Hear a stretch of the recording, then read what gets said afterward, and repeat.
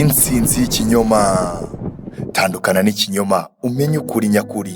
Ni byinshi byatekerejwe, ni byinshi byavuzwe, ni byinshi byumviswe. Gusa igitangaje kurutaho nuko umugabane munini ari ibinyoma bisa.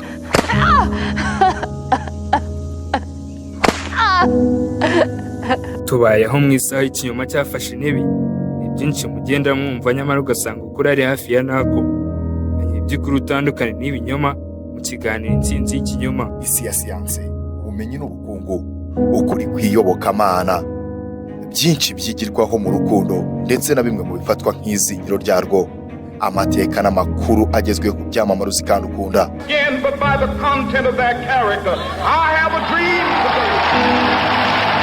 Byose ni mu kiganiro Intsinzi y'ikinyoma. Ni ikiganiro mutegurirwa kandi mukagezwaho nanjye Denis hamwe na Ishimwe Robert. Byose ni kuri YouTube channel Ijwi ry'Ubumenyi TV. Bakunzi b'Ijwi ry'Ubumenyi TV ndabasuhuje. Uyu ni umwanya w'ikiganiro Intsinzi y'ikinyoma. Nje wumva ndijive nayituriki. Reka ntangire nshimira wowe turi kumwe muri uyu mwanya. Nshimire by'umwihariko wowe kandi subscribe ku Ijwi ry'Ubumenyi TV. Ndetse ndarikira wowe utarakanda subscribe, gukanda subscribe ukajya ukurikirana ibiganiro byacu umunsi ku wundi. Yambwiye ko azandasa iki ni ikiganiro wigishe Kazungu Denis mu myaka hafi 20 ishize. Imwe mu nkuru zimaze igihe zicicikana mu Rwanda ni ijyanye na Kazungu Denis uwemerera ubutabera bw'u Rwanda ko yishe abantu 14, bamwe abashyingura mu nzu yabagamo, abandi arabateka mu rwego rwo gusibanganya ibimenyetso. Amabi ya Kazungu Denis yatangiye gucicikana mu ntangiriro za Nzeri mu mwaka wa 2023 ubwo yashyikirizwaga inzego z'ubuyobozi bigendanye n'ibibazo yari afitanye na nyir'inzu. Iyi nzu yari acumbitse mu karere ka Kicukiro ahazwi nko mu Busanza, birimo no kutamwishyura inzu. Nyuma yo kugezwa ku rwego rw'igihugu rw'ubugenzacyaha RIB, Kazungu Denis yavuze ko inzu ari gusohorwamo yayiciyemo abantu ndetse anabahambamo. RIB yahise itangira iperereza ndetse iza gusanga koko ibyo uyu mugabo yavugaga ari byo. Wakibaza uti ese ubundi Kazungu Denis ni muntu ki? Hari byinshi wibaza kuri we, hari byinshi bibaza kuri we. Gusa muri uyu mwanya reka ngusabe kunkurikira maze wimenyere Kazungu Denis nyawe. Nje ndijive nayituriki. Nyemerero nyumve kuri uyu mwanya. Ikaze nanone muri iki kiganiro. Umwe mu bazi neza Kazungu Denis ni umwarimu wamwigishe mu ishuri banza rya Remera Catholique ya mbere. Mu kiganiro n'igihe uyu mwarimu ntiyashatse ko amazina yajya hanze ku mpamvu z'umutekano we. Yavuze ko yamenye Kazungu Denis mu mwaka 1998 ariko ntiyahita atangira kumwigisha kuko iki kihe yigaga mu myaka yo hasi. Yaragize ati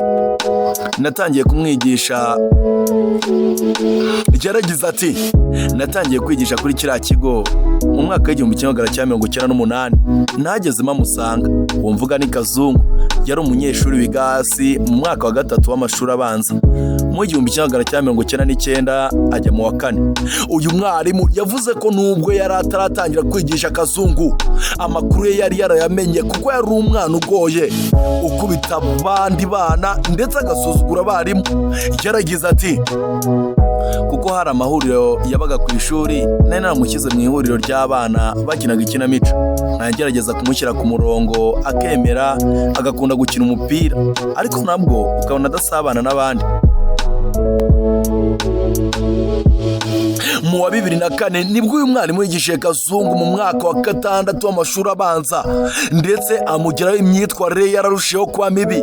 Yaragize ati mu wa 2004 nibwo yangezeho neza, namukosora akanga ko mukosora, ariko mvugije ukuri wabonaga ko ari umwana ufite ibibazo. Mu mwanya muto akishima, mu wundi mwanya akamera nk'intare. Yaba yarakaye nta muntu wamugeraga imbere. Yari umunyeshuri utari kimwe n'abandi, akiyongeraho ko yarutaga abandi banyeshuri. Mu mashuri abanza yari mukuru 100%, yari afite imyitwarire mibi. Twaravuga ngo nitwamwirukana ntiyabona aho ajya, cyane ko yavugaga ko adafite ababyeyi. Mu myirondoro ya Kazungu yasomwe mu rukiko bigaragara ko yavutse mu 1989 akaba mwene urakiwe nayo na uwa Nyirigira. Amakuru igihe gifite nuko nta hantu na hamwe mu ishuri Kazungu yigeze agaragaza aba babyeyi kuko abo yavugaga ko ari imfubyi. Uwamureze ngo yamutoraguye mu 1994 hamwe n'abandi bana baburanye n'ababyeyi babo bahunga. Reka nkomeze nkwibwirira ngo yambwiye ko asandasa. Aya ni amagambo yagarutsweho cyane n'uyu mwarimu wigishe Kazungu Denis. Uyu mwarimu wigishe Kazungu Denis yakomeje avuga ko ubwo uyu musore yarangizaga amashuri abanza baje kugirana ibibazo biturutse ku manota make yari afite mu myitwarire. Kazungu yahise abwira umwarimu we ko agiye kuzana imbunda yo kumurasa, undi arahunga. Yaragize ati nuko rero mutunga gutyo agiye kurangiza umwaka, dore ko biga mu wa gatandatu bakoraga ikizamini cya leta baramaze gukora igishuri imbere nta kintu kibabaza, tuza gukubitana imitwe mu bijyanye n'amanota. Aho niyo wambereye Kazungu koko mbona n'umwana mubi. Yarikungutse aragenda aravuga ngo agiye kuzana imbunda ndase, dore ko yari atuye hari hafi ndetse iruhande y'ishuri. Ikindi kandi abana barambwiye bati Kazungu yazanye imbunda mu gikapu twayibonye. Ubwo nge nahise njya mu biro kwihisha, ndavuga ni Kazungu ni umunyamujinya, ashobora gufata imbunda ahantu akaza kandasa. Iyo mbunda ntayo nabonye n'amaso yanjye, uretse kuba abarimu b'abagabo twari kumwe baragiye kumuzitira ntiyangeraho. Nkomeza kubaho mucyo ngize amahirwe mbona tumuhaye amanota. Ntabwo nigeze menya aho yagiye kwigira amashuri yisumbuye. Iki gikorwa cya Kazungu Denis cyasaga n'ikigamije gukira mu bikorwa. Amagambo yari amaze iminsi abwira uyu mwarimu ashimangira ko azamwica kuko azi uko bica abantu kandi akaba azi neza aho azarasa. Uyu mwarimu avuga ko yabonaga Kazungu asa n'ufite ibibazo byo mu mutwe. Yaragize ati njye kubera ko nari narize ibijyanye n'imitekerereze ya muntu, nari naramufashe nk'umwana wagize ibikomere mu bwana bwe kandi akaba yarananiwe kwakira ko yigana n'abana bato mu gihe we yari mukuru mu ishuri. Nuko namufataga n'ibyo yakoraga naramubabariraga. Uyu mwarimu kandi yakomeje kugaruka ku magambo avuga ati wabonaga ariyo maherezo ye. Yaragize ati ubwo uyu munyeshuri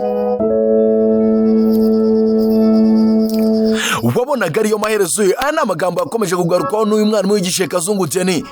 Ubwo inkuru z'uko Kazungu Denis yatawe muri yombi zajyaga hanze, uyu mwarimu yavuze ko yahise abasha kumwibuka amuhuza n'uyu munyeshuri wamunyuze imbere. Yaragize ati babaye bakibitangaza bakinamufotora mpita ntaraka, ndavuga nti Kazungu nuko yagombaga kuzarangira kuko wabonaga n'ubundi afite imyitwarire idasanzwe. Njye nabyitaga ko afite abadayimoni kuko iyo yarakaraga yahindukaga igisimba. Ubundi yari umwana mwiza ariko yarakaraga ahinduka nk'inyama itukura, agahekenya amenyo, amaso akayagaragura kugeza igihe yongeye kuba muzima.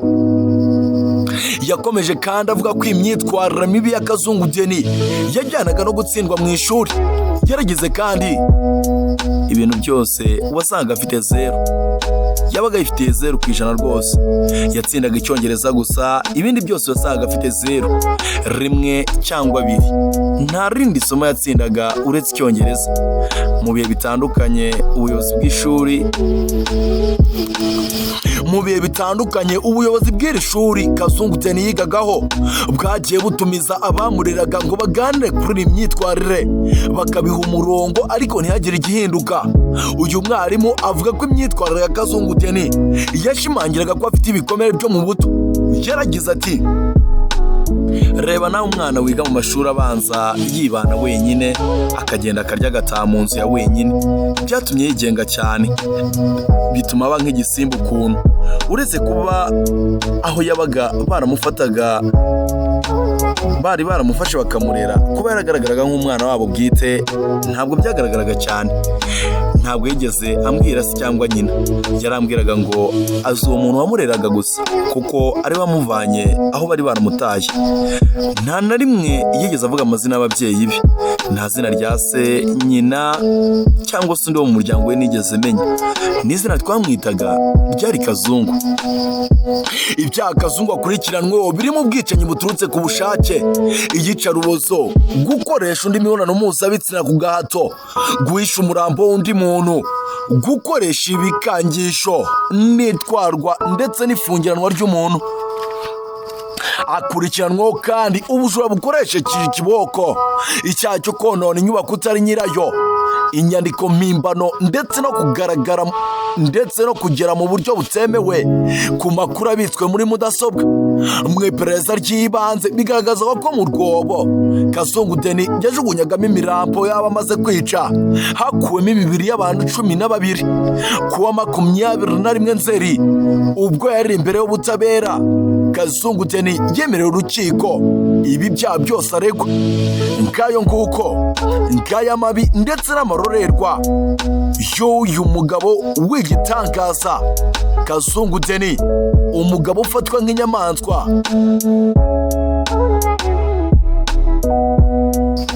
Mbibutsa ko iki ni ikiganiro intsinzi y'ikinyoma. Nge twabanye ndwijive nayitura iki. Kanda subscribe ku Ijwi ry'Ubumenyi TV maze tujye twibanira umunsi ku wundi.